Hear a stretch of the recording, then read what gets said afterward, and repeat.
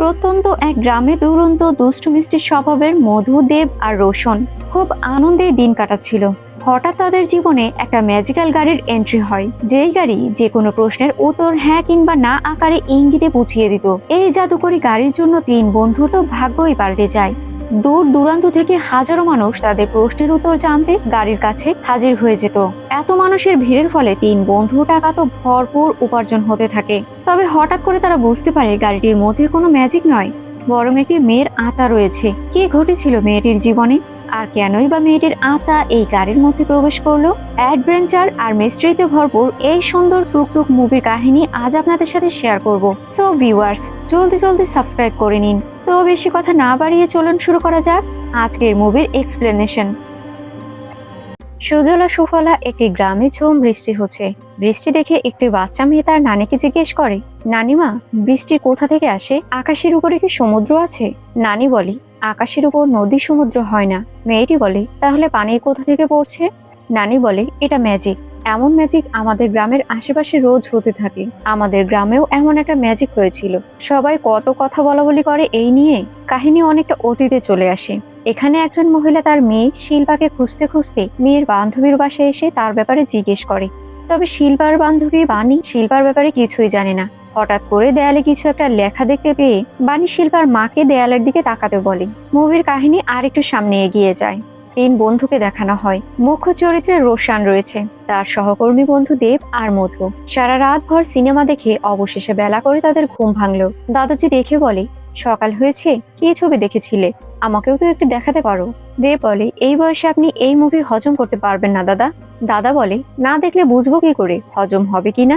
অবশেষে মধু এক ঝলক সিডিটি দেখায়। এক পলক দেখার জন্য দাদার কাছ থেকে 10 টাকা চার্জ নেয়। টাকা নিয়ে মধু আর দেব বেরিয়ে রোশানের জন্য অপেক্ষা করে। রোশান এসে বলে, আজকে আমি যেতে পারবো না, মা বলেছে দোকানে বসতে হবে।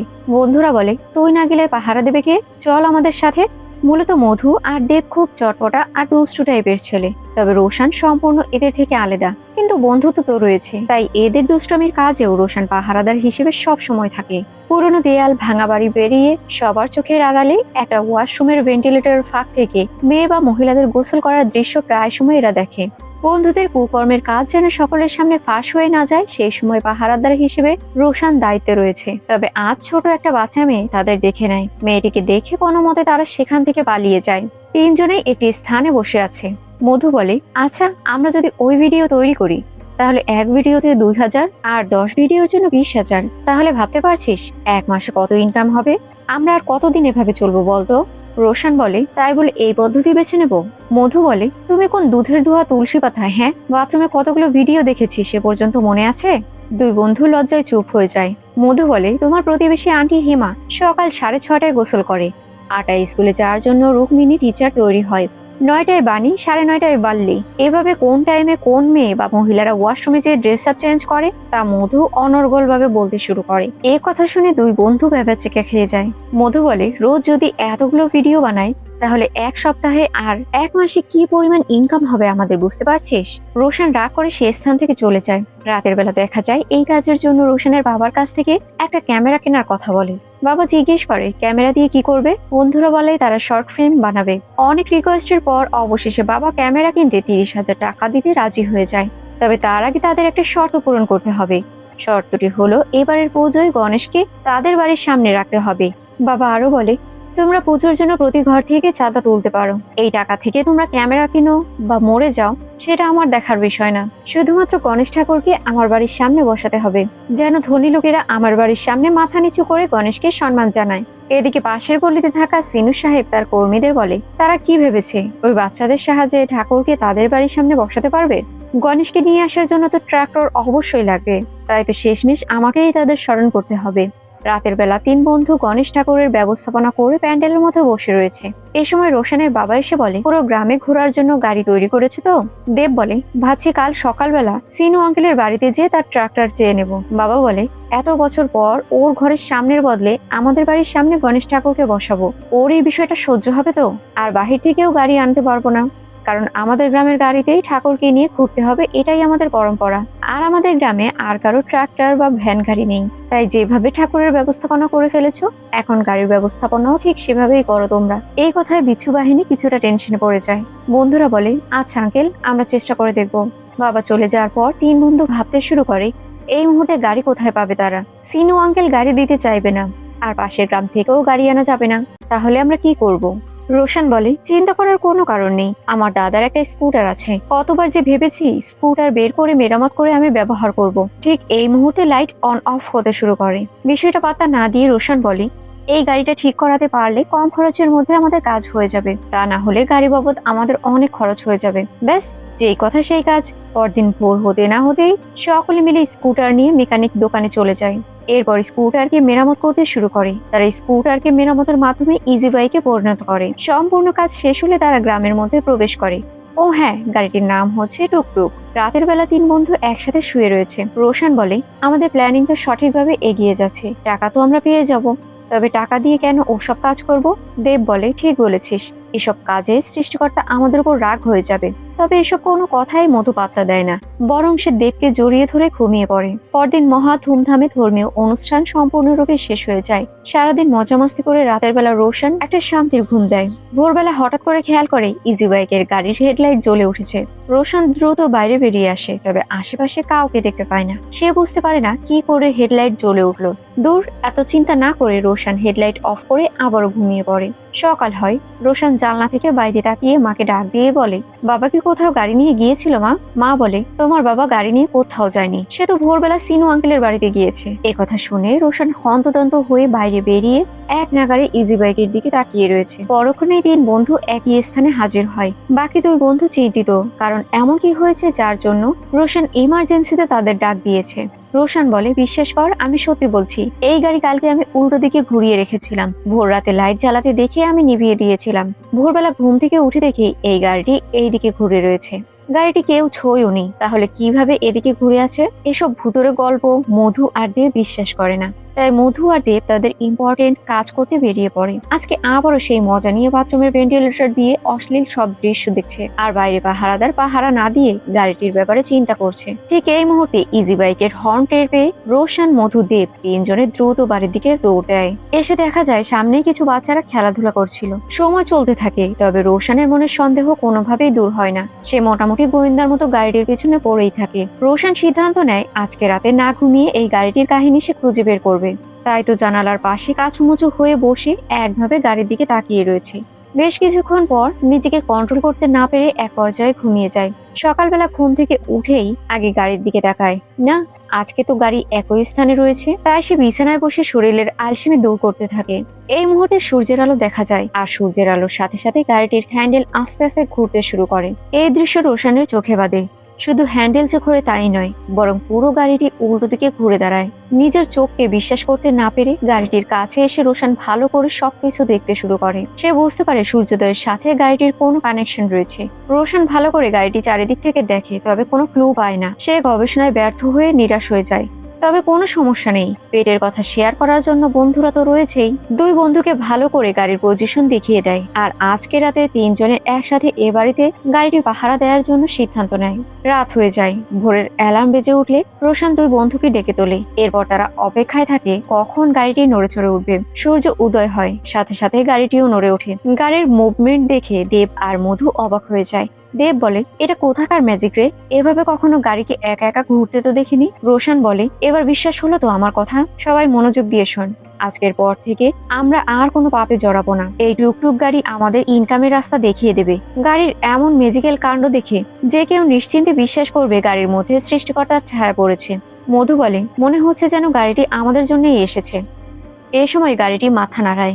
দেব এই বিষয়টা লক্ষ্য করে, তাই আবারও মধুকে একই কথা বলতে বলে। মধু কথা বলার পর গাড়িটি আবারও মাথা নাড়ায়। এক পর্যায়ে বোঝা যায় যেসব ঘটনার উত্তর হ্যাঁ হবে সেসব প্রশ্নে গাড়িটি হ্যান্ডেল ডান দিকে ঘুরায়, আর প্রশ্নের উত্তর না হলে বাম দিকে ঘুরায়।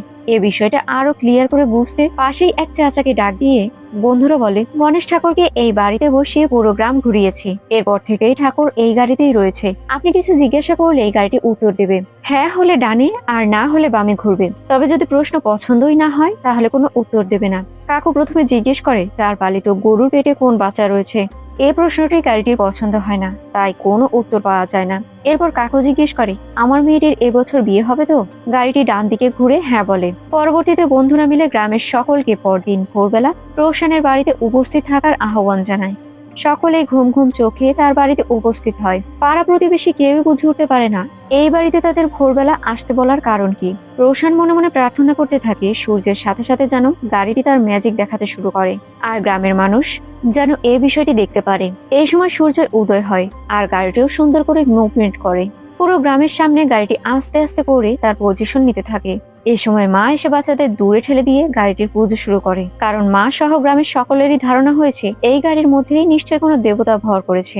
ব্যাস, বন্ধুদের ইনকামের রাস্তা খুলে যায়। গ্রামের সকল মানুষ তাদের মনের প্রশ্নের উত্তর জানতে গাড়ির সাথে কথা বলার জন্য ভিড় জমাতে শুরু করে।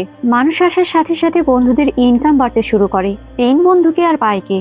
তারা তো খুশিতে আত্মহারা, কেননা তারা তো মেঘ না চাইতেই জল পেয়েছে। গাড়ির কাছে এসে একটি বাচ্চা ছেলে জিজ্ঞেস করে, এবছর আমি পাশ করে যাব তো? গাড়ি বাম দিকে মাথা নেড়ে না বলে। ব্যাস, অমনি বাঙালি মায়েদের মতো ধুলাই শুরু হয়ে যায় বাচ্চার ওপর। আবার মেয়ে পটাতে পারবে কিনা এ ব্যাপারেও কেউ জিজ্ঞাসাবাদ করে। এত লাভ এই ব্যবসায়, তাই তো বন্ধুরা খুশিতে ব্যাং লাভ ড্যান্স দিতে শুরু করে। এদিকে এসব দেখে সিনু রেগে একজন ইঞ্জিনিয়ারকে খবর দিতে বলে, যাতে করে এই গাড়ির বিষয়টা একটু তদন্ত করে দেখা যায়। ইঞ্জিনিয়ার চাচা গাড়িটি ভালো করে দেখতে শুরু করে, এরপর গাড়িটির হ্যান্ডেলে হাত দেয়। তাকে দেখে বোঝা যায় তিনি কোনো এক রহস্যের উদ্ঘাটন করতে পেরেছে।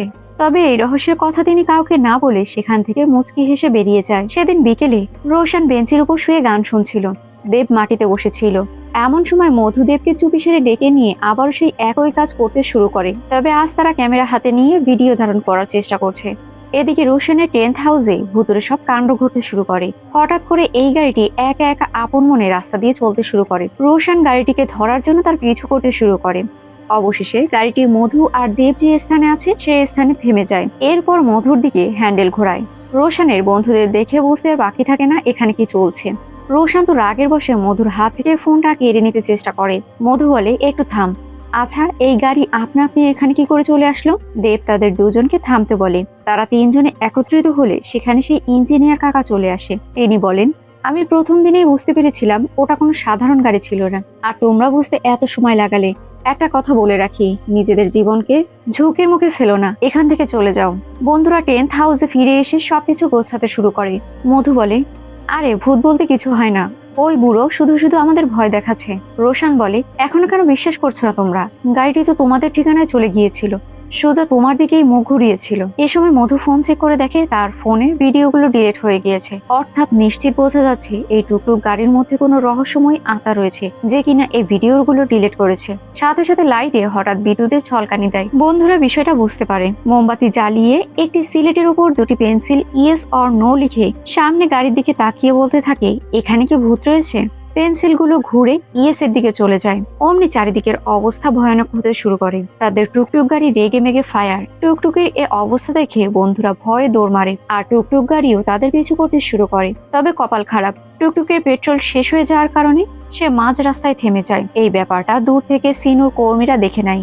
এই সুযোগের সদ্ব্যবহার করে বন্ধুরা টুকটুকে আবার নির্দিষ্ট স্থানে ঢুকিয়ে ফেলে। এরপর সকলে টুকটুকে বিদায় জানিয়ে চলে যায়। টুকটুকের জন্য তাদের অনেক ইনকাম হয়েছে, তাই মধু যাওয়ার আগে একটা টাকার নোট টুকটুকের বডিতে রেখে যায়। রাতে 3 বন্ধু টুকটুকির ব্যাপারে আলোচনা করে। রোশন বলে, আত্মা আমার তাদের গাড়িতে কিভাবে প্রবেশ করলো? মধু বলে, কেন জানি মনে হচ্ছে এই আত্মাটি ভালো আত্মা। অন্যদিকে সিনু গাড়ির এই খবর শুনে খুশি হয়ে যায়। আগে থেকেই বাচ্চাদের উপর তার রাগ ছিল। গাড়িতে যেহেতু পেট্রোল শেষ হয়ে গিয়েছে, তাই তার লোক দিয়ে টুকটুকের পেট্রোল আবার ভরিয়ে দেয়। পরদিন সকালবেলা বন্ধুদের ঘুম ভাঙে।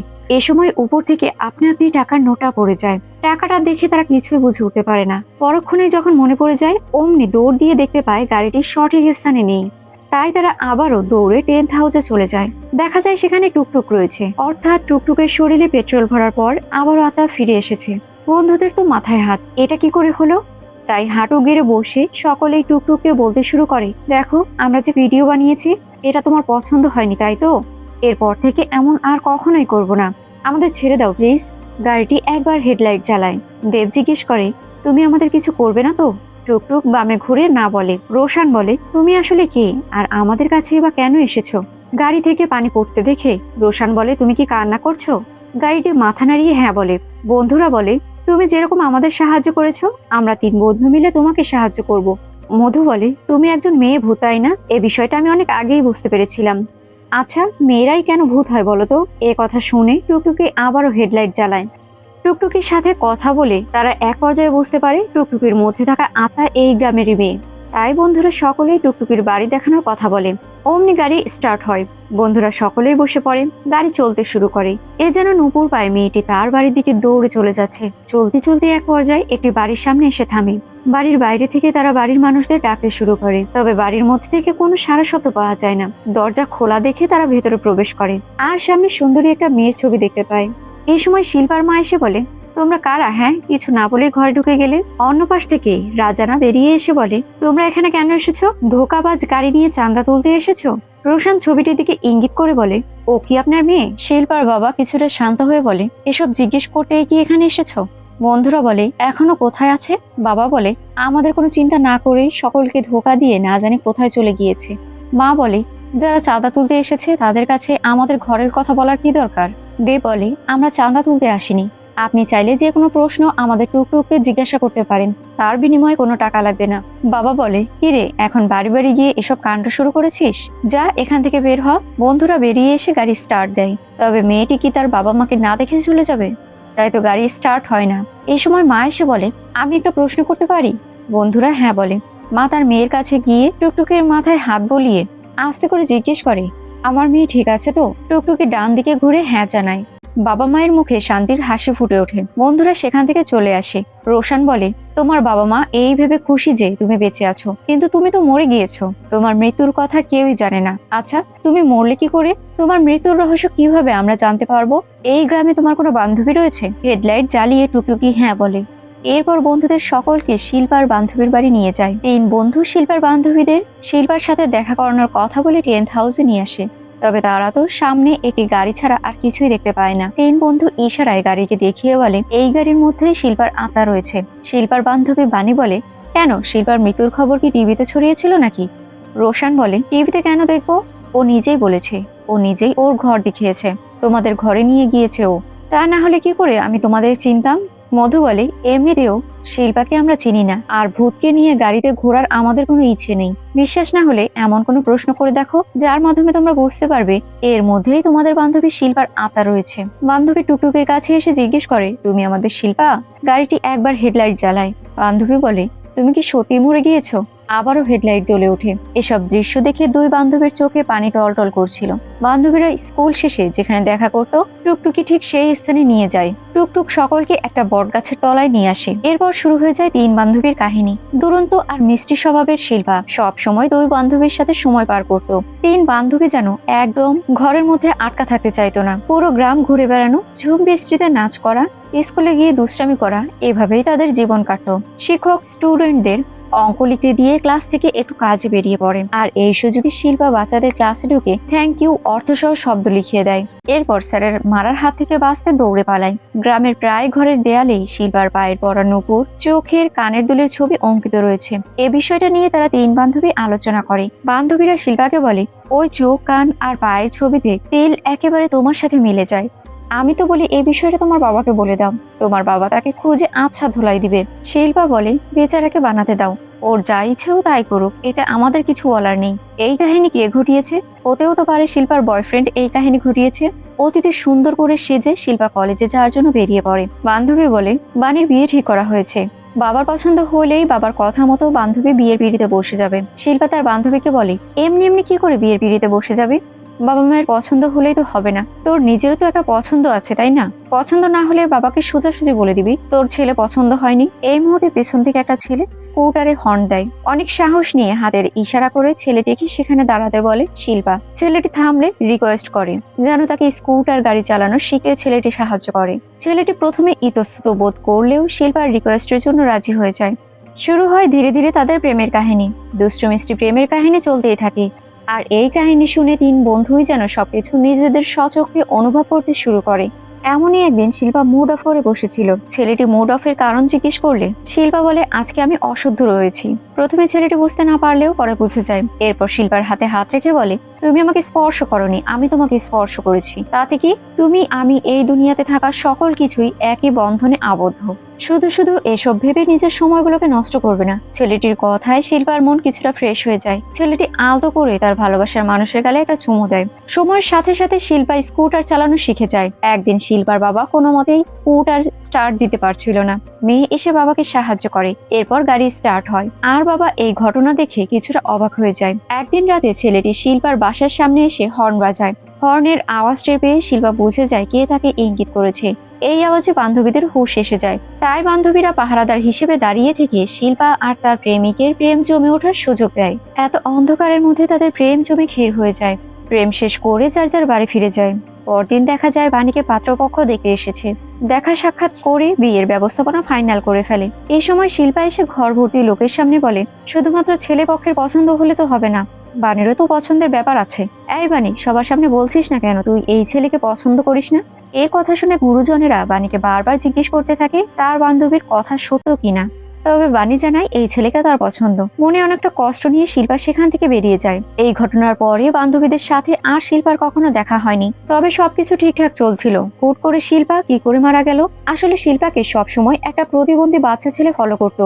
এতদিন যত ছবি এঁকেছে সবগুলোই এই বাচ্চার হাতে আঁকা ছবি। একদিন শিল্পা গোসল করার সময় আড়াল থেকে বাচ্চাটি সবকিছু দেখে নেয়। আর রাতের বেলা গ্রামের গলির দেয়ালে শিল্পার শরীর সম্পর্কিত একটা ছবি আঁকে। পরদিন পুরো গ্রামে হুলস্থুল কাণ্ড বেঁধে যায়। ছবিটি দেখে গ্রামের সবাই বুঝে যায় এই ছবিটি শিল্পার। গ্রামের সকলে শিল্পার ব্যাপারে খুব খারাপভাবে কথা বলতে শুরু করে। বাবা লজ্জায় সেখান থেকে দৌড়ে পালিয়ে যায়। এই ঘটনার অনেকদিন পর গ্রামবাসী জানতে পেরেছিল এই ছবিটি একটা অবুঝ প্রতিবন্ধী বাচ্চা এঁকেছে। এতদিন পরে জানতে পারলেও একটা প্রতিবন্ধী বাচ্চা ছেলেকে কি আর তারা কিছু বলতে পারে?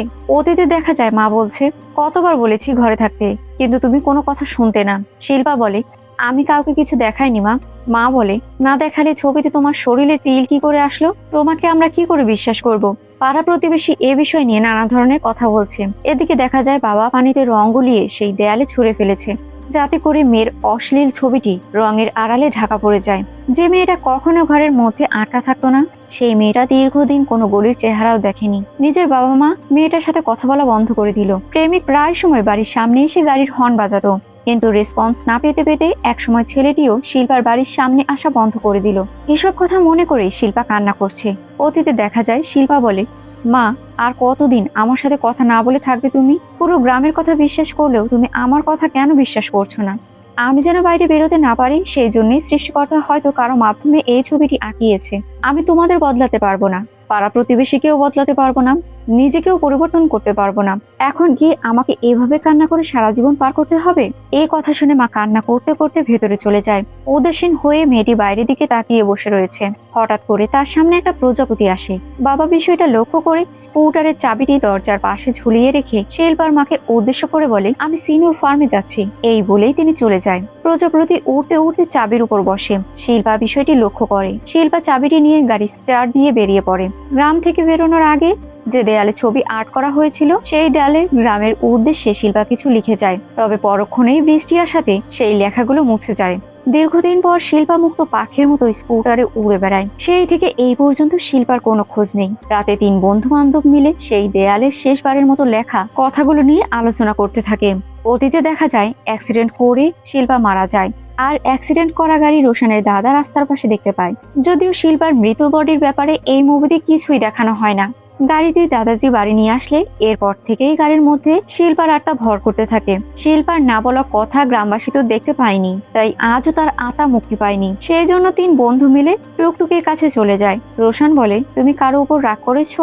তোমার কোনো দুঃখ বা ইচ্ছে আছে? সবকিছুতেই টুকটুকি না জানায়। রোশন বলে, যখন এসবের কিছুই না, তখন তুমি দেয়ালে কি লিখেছিলে? এই কথার উত্তর শিল্পা কি করে দেবে? সে তো কথা বলতে পারে না। মন খারাপ করে রোশন চলে যায়। রাতের বেলা হুট করে ঘুম ভাঙে। বন্ধুদের ডেকে বলে, শিল্পা ওই দিন দেয়ালে কি লিখেছিল আমি জানি। তোমরা গ্রামের সকলকে নিয়ে ওই দেয়ালের সামনে চলে যেও সকালে, আমি আসছি।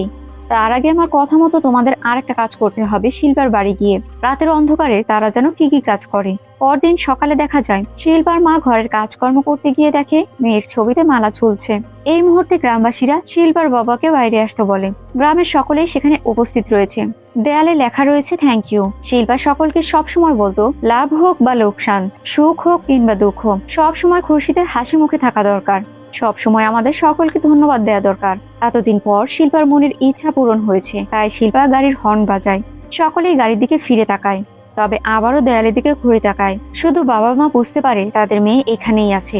এই ঘটনার পর গ্রামবাসীর ধারণা ভুল প্রমাণিত হয়, আর সকলেই মনে মনে শিল্পার কাছে ক্ষমা চায়। শিল্পার মনের ইচ্ছে পূরণ হওয়াতে শিল্পার আত্মা অবশেষে মুক্তি পায়। শিল্পা মুক্তি পেলেও আজও টুকটুকির কাছেই রয়েছে তার আত্মা।